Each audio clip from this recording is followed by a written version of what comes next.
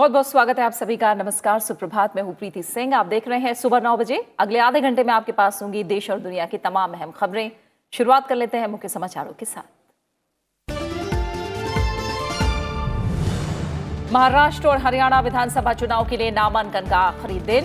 नागपुर दक्षिण पश्चिम सीट से मुख्यमंत्री देवेंद्र फडणवीस आज दाखिल करेंगे पर्चा। कांग्रेस के आशीष देशमुख से होगा मुकाबला। टिकट बंटवारे को लेकर हरियाणा के बाद महाराष्ट्र में भी सामने आया कांग्रेस का अंदरूनी कलह। संजय निरुपम ने जताई नाराजगी।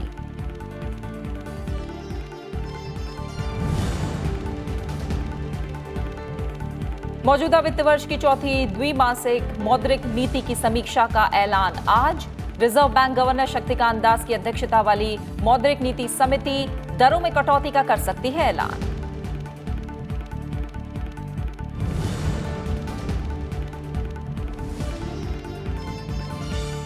त्योहारी मौसम में सरकारी कर्मचारियों को केंद्र सरकार का बड़ा तोहफा। विनिर्माण एडवांस पर 8.5% से घटाकर 7.9% की ब्याज दर। नई ब्याज दर 1 अक्टूबर से 1 साल तक रहेंगी प्रभावी।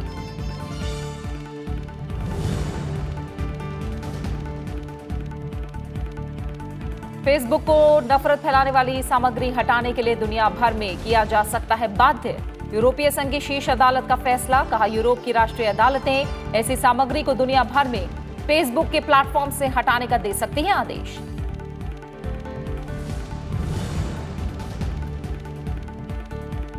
भारत अमेरिका संबंधों का नया दौर। देश में पहली बार एनबीए के मैच का मुंबई बनेगा गवाह। इंडियाना पेसर्स और सैक्रामेंटो किंग्स की टीमें आज होंगी आमने सामने। बास्केटबॉल खेल प्रेमियों में जबरदस्त उत्साह। भारत में अमेरिका के राजदूत केन जस्टिन ने कहा, ऐसे प्रयासों से दोनों देशों के लोगों में बढ़ेगा संपर्क।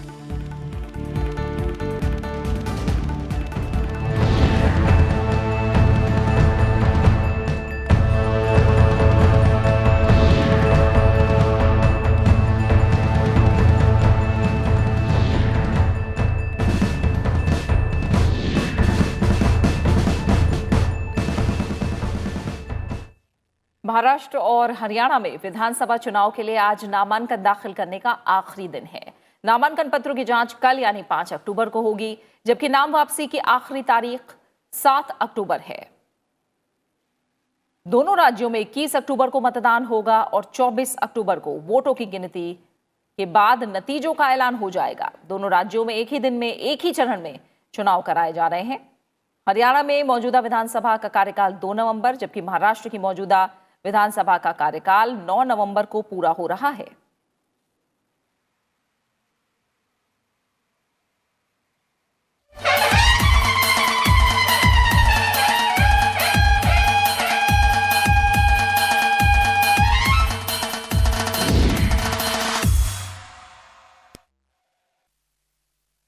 और बात अगर पहले महाराष्ट्र की करें तो विधानसभा चुनाव के लिए आज नामांकन दाखिल करने का आखिरी दिन है।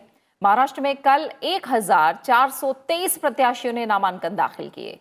राज्य में अब तक 1969 प्रत्याशी नामांकन दाखिल कर चुके हैं। महाराष्ट्र में आज कई दिग्गज अपना नामांकन दाखिल करते नजर आने वाले हैं। मुख्यमंत्री देवेंद्र फडणवीस भी आज नागपुर की दक्षिण पश्चिम सीट से नामांकन दाखिल करेंगे और उनके खिलाफ कांग्रेस ने आशीष देशमुख को मैदान में उतारा है।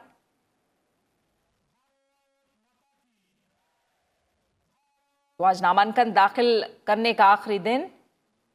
कई बड़े नाम, बड़े दिग्गज आज नामांकन दाखिल करते नजर आएंगे। उम्मीदवारों का जो नामांकन है उसका दौर जारी है। बीजेपी के प्रदेश अध्यक्ष चंद्रकांत पाटिल ने कल पुणे की कोथरूड विधानसभा सीट से पर्चा दाखिल किया।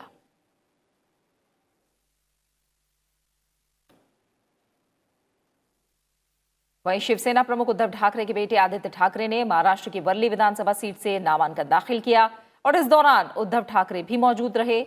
नामांकन दाखिल करने से पहले आदित्य ठाकरे ने रोड शो भी किया।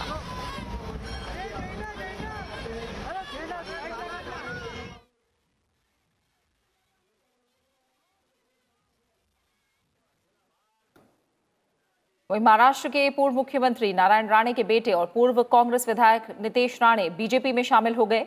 मुख्यमंत्री देवेंद्र फडणवीस ने नितेश राणे का पार्टी में स्वागत किया। नितेश ने हाल ही में कांग्रेस विधायक पद से इस्तीफा दिया था। दूसरी तरफ पालघर से शिवसेना विधायक अमित गोड़ा एनसीपी में शामिल हो गए।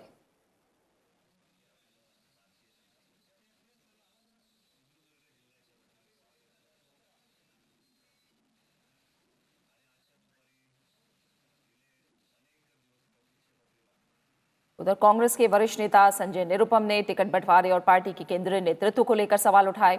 संजय निरुपम ने इस मामले में ट्विटर पर अपनी नाराजगी जाहिर की है। उन्होंने लिखा है कि अगर पार्टी का रुख ऐसा ही रहा तो वो महाराष्ट्र में चुनाव प्रचार अभियान में शामिल नहीं होंगे।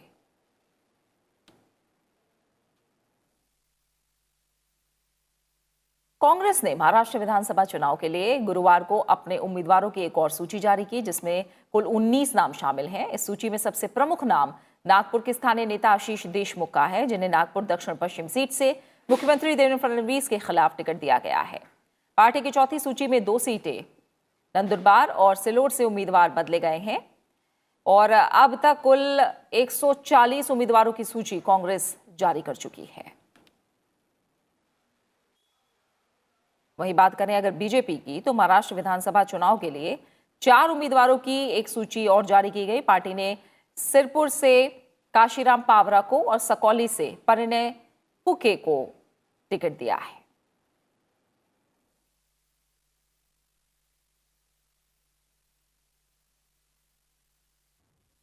और क्या हलचलें हैं फिलहाल चुनावी, नविक्रम सिंह हमारे संवाददाता मुंबई से हमारे साथ जुड़े हुए हैं। नविक्रम, आज का दिन अहम है क्योंकि आज नामांकन का आखिरी दिन है और हम देख रहे हैं कि कई बड़े ऐसे नाम हैं जो आज नामांकन दाखिल कर सकते हैं। इसके अलावा और किस तरह की सरगर्मियां आज दिखाई दे सकती हैं हमें? प्रीति, आज शिवसेना और बीजेपी की प्रेस कॉन्फ्रेंस भी हो सकती है। हमें पार्टी के जो पदाधिकारी हैं उनसे पता चला कि आज जो नाराज कार्यकर्ता हैं, जो क्योंकि दोनों पार्टियों में कुछ बागी सुर सामने आ रहे हैं, क्योंकि पहले इससे पिछला चुनाव बीजेपी और शिवसेना ने अलग अलग लड़ा था, तो पूरी सीटों पर लगभग प्रत्याशी खड़े किए थे। उसके बाद इस बार जिन्हें टिकट की आस थी वो कहीं ना कहीं नाखुश नजर आए टिकट बंटवारे से। तो ऐसे में पार्टी की कोशिश है कि जो नाराज कार्यकर्ता हैं उन्हें मनाया जा सके, साथ ही एक संदेश दिया जा सके कि दोनों पार्टियां एकजुट होकर चुनाव लड़ें। और इसके अलावा देखने वाली बात ये होगी, क्योंकि कांग्रेस और एनसीपी खेमे में जिस तरीके से एक बड़ा गुट, संजय निरुपम मुंबई कांग्रेस के अध्यक्ष रहे, एक बड़े नेता के तौर पर माने जाते हैं कांग्रेस में, उन्होंने खुलेआम अपनी नाराजगी जाहिर की है। तो ऐसे में कांग्रेस के जो कि अपनी प्रासंगिकता को बचाए रखने की एक तरह से लड़ाई लड़ रही है महाराष्ट्र में, तो उसके सामने एक बड़ी चुनौती है कि जो उसके बड़े नेता हैं, जिनका कद संजय निरुपम की तरह है, और खास तौर पर पार्टी कार्यकर्ता जो और उसके काडर हैं, उन लोगों को अपने खेमे में रखा जा सके, साथ ही उन्हें मनाया जा सके ताकि वो चुनाव के लिए प्रचार कर सकें, साथ और अपनी पार्टी के पक्ष में वोट मांग सकें। बिल्कुल जी, बिल्कुल। बहुत बहुत शुक्रिया नविक्रम, इस जानकारी को फिलहाल हम तक मुंबई से पहुंचाने के लिए आपका बहुत बहुत शुक्रिया। और आइए अब बात कर लेते हैं हरियाणा के रण की।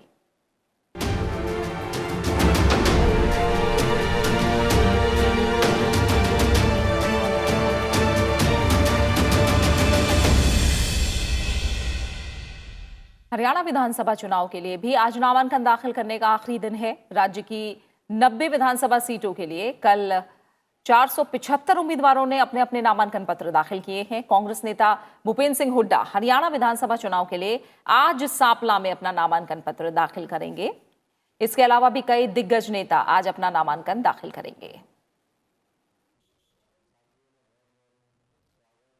वहीं टिकट बंटवारे को लेकर हरियाणा में भी कांग्रेस की अंदरूनी कलह जारी है। पार्टी के पूर्व प्रदेश अध्यक्ष अशोक तंवर ने दिल्ली में प्रेस कॉन्फ्रेंस की। उन्होंने कहा कि कांग्रेस में कई लोग ऐसे हैं जो पार्टी को नुकसान पहुंचा रहे हैं और नए लोगों को आगे आने का मौका नहीं दे रहे हैं। अशोक तंवर ने अपनी नाराजगी को लेकर सोनिया गांधी को चिट्ठी भी लिखी है।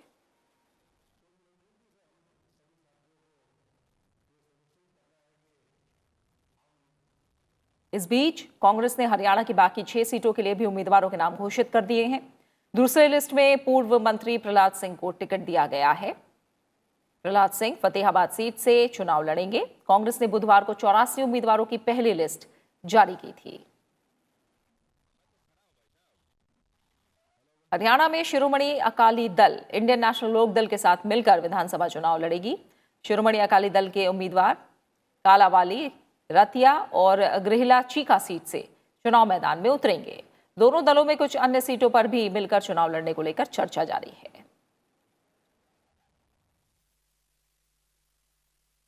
और रवींद्र सिंह शोरान हमारे संवाददाता कैथल से फिलहाल हमारे साथ जुड़े हुए हैं। रवींद्र, आप हम देखें तो राजनीतिक लिहाज से भी काफी महत्वपूर्ण कैथल में फिलहाल मौजूद हैं। थोड़ा वहां के बारे में भी इस बार समीकरण समझाएं और बताएं कि आज का दिन नामांकन को लेकर भी किस तरह से अहम रहने वाला है। जी प्रीति, देखिए बिल्कुल अहम है ये इलाका जो खास तौर पर है। ये लंबे अरसे से इस तरीके से माना जाता था कि ये पिछड़ा हुआ एरिया है, और क्योंकि अभी तक जितने भी मुख्यमंत्री बने हैं वो सिरसा, हिसार या फिर भिवानी और आखिरी में भूपेंद्र सिंह हुड्डा रोहतक से बने, तो मनोहर लाल खट्टर के करनाल से बनने के बाद उसका असर बीजेपी को लगता है कि आसपास के जितने भी जिले हैं वहां पर पड़ेगा। उत्तर हरियाणा के लोगों की ये बड़े लंबे अरसे से मांग थी कि इस इलाके से ये पद दिया जाना चाहिए, क्योंकि ये बड़ा क्षेत्र है, कृषि आधारित क्षेत्र है और उपजाऊ बड़ी भूमि है। यहाँ पर लोग इलाके में जो है बहुत संपन्न है, बाकी जो हरियाणा का क्षेत्र है उसके बनस्पत। तो यहाँ पर बीजेपी ने ये डिमांड जो है उनकी पूरी की, इस लिहाज से ये बड़ा महत्वपूर्ण जो क्षेत्र ये है। उसके अलावा रणदीप सिंह सुरजेवाला जो कि कांग्रेस पार्टी के बड़े नेता हैं, वो कैथल विधानसभा से चुनाव लड़ रहे हैं। फिलहाल सिटिंग एमएलए हैं और इसके पहले वो पूर्व में मंत्री भी यहां से जीतकर रह चुके हैं। हरियाणा की अगर बात करें तो आज अंतिम दिन है जिसमें कि नामांकन पत्र दाखिल किए जा सकते हैं। अभी तक जो कल दिग्गजों ने जो नामांकन पत्र दाखिल किए थे उनमें कुछ कैबिनेट मंत्री शामिल थे। आज भूपेंद्र सिंह हुड्डा जो पूर्व मुख्यमंत्री हैं वो अपना पर्चा दाखिल करेंगे। उसके अलावा आज जो बचे हुए लोग हैं वो अपना पर्चा दाखिल करेंगे, जिनमें से भूपेंद्र सिंह हुड्डा उनमें से एक प्रमुख नाम है। देखिए हरियाणा की राजनीति का ये पहला या दूसरा ऐसा चुनाव प्रीति है जिसमें कि जो लाल थे यानी कि बंसीलाल, भजनलाल और देवीलाल, इन लोगों का सीधे तौर पर दखल फिलहाल दिखने में नहीं आ रहा है।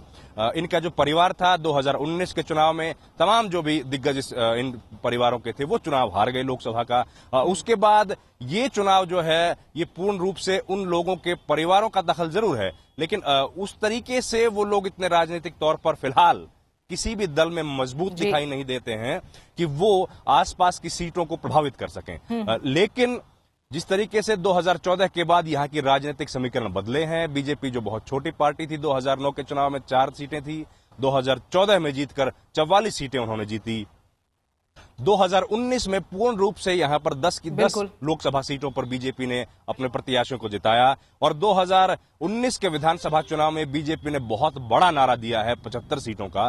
तो जिस तरीके से हमको लगता है कि कॉन्फिडेंस जो बीजेपी का है, जो उनका 2019 में लोकसभा की जीत के बाद जो कॉन्फिडेंस बढ़ा है और खासतौर पर मनोहर लाल खट्टर को मुख्यमंत्री बनाने के बाद बता रहे हैं, इसीलिए हरियाणा का चुनाव भी काफी रोचक हो गया और जिस तरह के समीकरण और जो पहलू आप समझा रहे हैं रवींद्र, इन पर जाहिर तौर पर इस चुनाव में नजर रहने वाली है। फिलहाल बहुत बहुत शुक्रिया आपका इस तमाम जानकारी को हम तक पहुंचाने के लिए।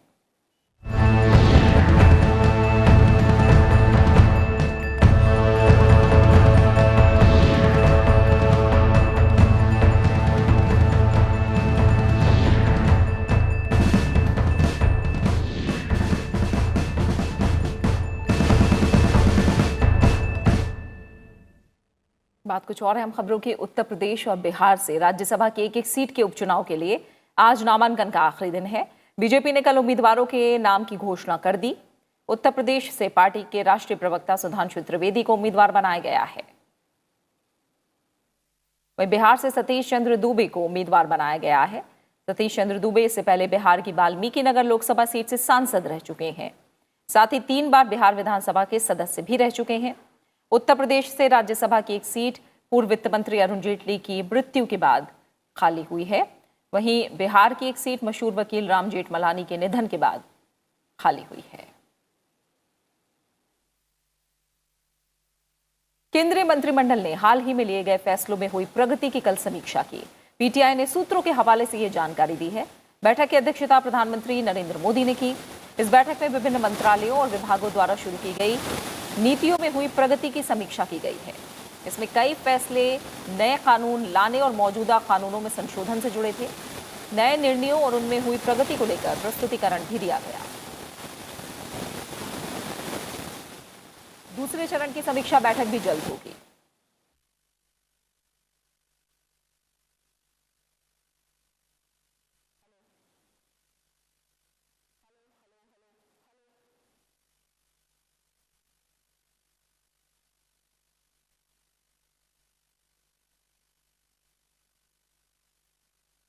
खबरें जारी है, लौट रहे हैं एक छोटे से ब्रेक के बाद।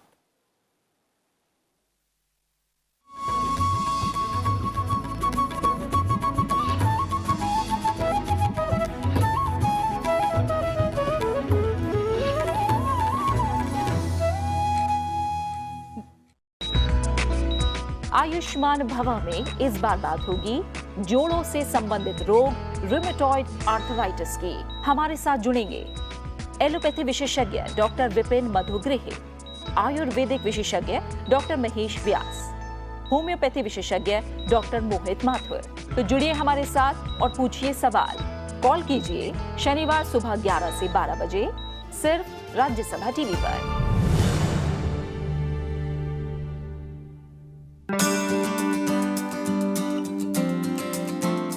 राज्यसभा में किन केंद्र शासित प्रदेशों का प्रतिनिधित्व है? राज्यसभा में केवल दिल्ली और पुदुचेरी का प्रतिनिधित्व है, क्योंकि इन्हीं दो केंद्र शासित प्रदेशों में विधानसभाएं हैं।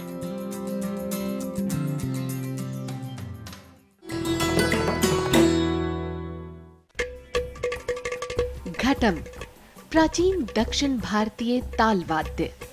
जब बजता है तो सृष्टि के 5 तत्वों धरा, जल, वायु, अग्नि और आकाश के स्वर को इसकी धुन में किया जा सकता है महसूस।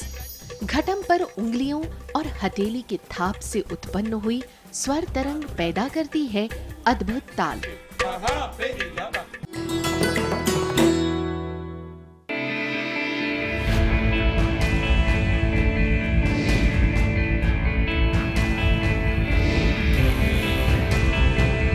हर वो आर्थिक फैसला या नीति जो तय करता है विकास की गति, कैसे और क्यों लिए जाते हैं फैसले, क्या होता है इनका हम पर असर। देखिए अर्थनीति शनिवार शाम 7:30 बजे सिर्फ राज्यसभा टीवी पर।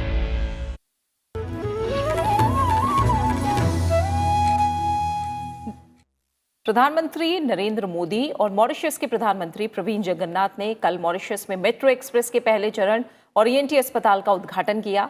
प्रधानमंत्री नरेंद्र मोदी वीडियो कॉन्फ्रेंसिंग के जरिए इस कार्यक्रम में शामिल हुए। इस मौके पर प्रधानमंत्री नरेंद्र मोदी ने कहा कि ये परियोजनाएं हमारे साझा इतिहास, विरासत और सहयोग का नया अध्याय है और मॉरिशस के विकास में भारत के सहयोग का प्रतीक है। प्रधानमंत्री ने कहा कि भारत और मॉरिशस दोनों विविध और जीवंत लोकतंत्र हैं जो अपने लोगों के साथ ही हमारे क्षेत्र और विश्व में शांति के लिए काम करने के लिए प्रतिबद्ध हैं। प्रधानमंत्री ने कहा कि इन दोनों परियोजनाओं से जहां मॉरिशस के लोगों को बेहतर स्वास्थ्य सेवाएं मिलेंगी, वहीं पर्यावरण संरक्षण को मदद मिलेगी। उन्होंने कहा कि भारत मॉरिशस में 1000 सोशल हाउसिंग यूनिट और सुप्रीम कोर्ट की इमारत समेत कई परियोजनाओं में भी सहयोग कर रहा है। The metro will provide clean, efficient and time-saving transport. It will contribute to economic activities and tourism. The other projects inaugurated today, state-of-the-art ENT hospital, will contribute the quality healthcare. We are proud that India has partnered Mauritius in these and other projects of direct public interest. Last year, a joint project provided e-tablets to young children. The new Supreme Court building and 1000 social housing units are coming up rapidly. Reserve bank आज चालू वित्त वर्ष की चौथी द्विमासिक मौद्रिक समीक्षा की घोषणा करेगा।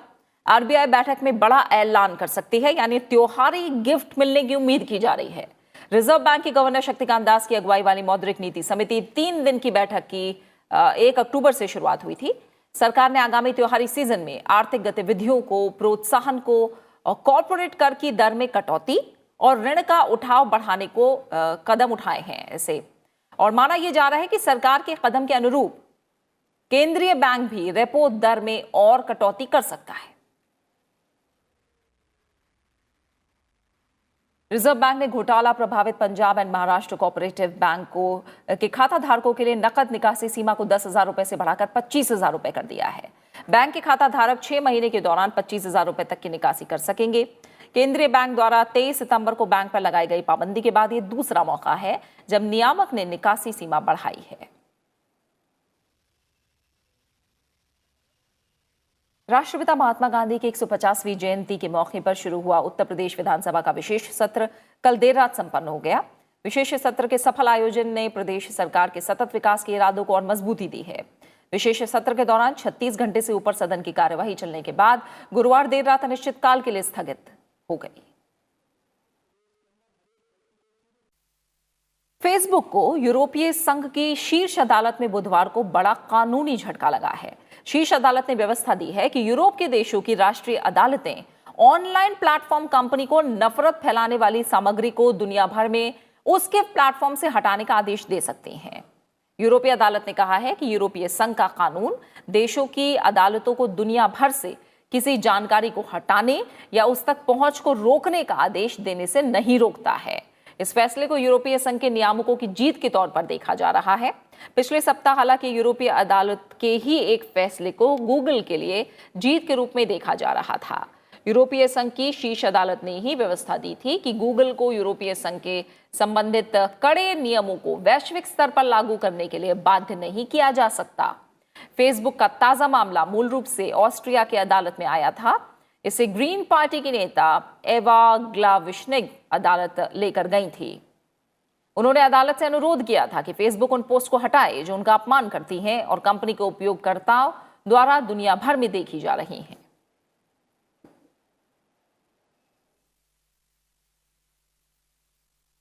भारत अमेरिका संबंध नई ऊंचाई पर पहुंच गए हैं।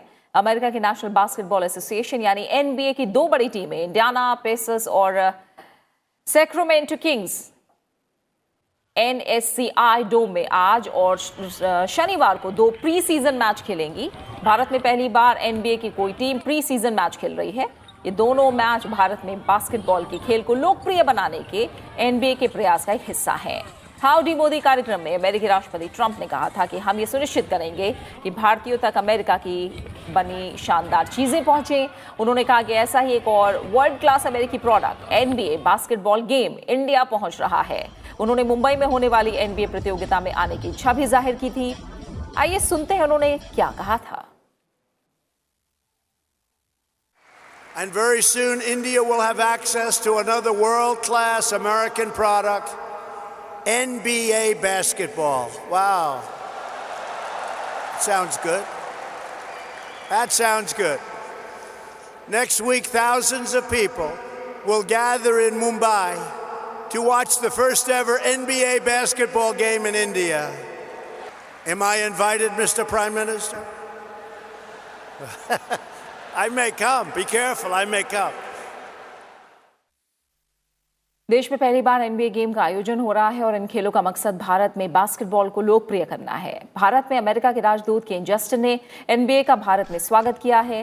केन जस्टर इंडियाना पेसर्स और सैक्रामेंटो किंग्स के मैच को लेकर काफी उत्सुक हैं। केन जस्टर ने कहा है कि इस खेल में शानदार शॉट्स के लिए तैयार हो जाइए। And I'm very pleased to welcome the National Basketball Association to India. When the Indiana Pacers and the Sacramento Kings arrive in Mumbai in early October for preseason basketball, we will witness the first ever NBA games played in India. Basketball is one of the most popular sports in the United States, and it's truly a pleasure to share it with our friends in India. We look forward to some great games and spectacular shots. और अब बात cricket की। विशाखापट्टनम में खेले जा रहे भारत और दक्षिण अफ्रीका के बीच टेस्ट सीरीज के पहले मैच में आज दक्षिण अफ्रीका 39 रन से आगे खेलना शुरू करेगी। डीन एल्गर और टेम्बा बावुमा क्रीज पर हैं। टीम इंडिया ने पहली पारी में 463 रन की बढ़त बना ली है। कल टेस्ट के दूसरे दिन टीम इंडिया ने 7 विकेट पर 502 रन बनाकर पारी घोषित की। मयंक अग्रवाल ने 215 रन बनाए, वहीं रोहित शर्मा ने 176 रनों की पारी खेली। और इसी के साथ फिलहाल सुबह 9 बजे की खबरों में मेरे साथ इतना ही। ब्रेक के बाद आप देख सकते हैं ब्रेकफास्ट न्यूज। नमस्कार।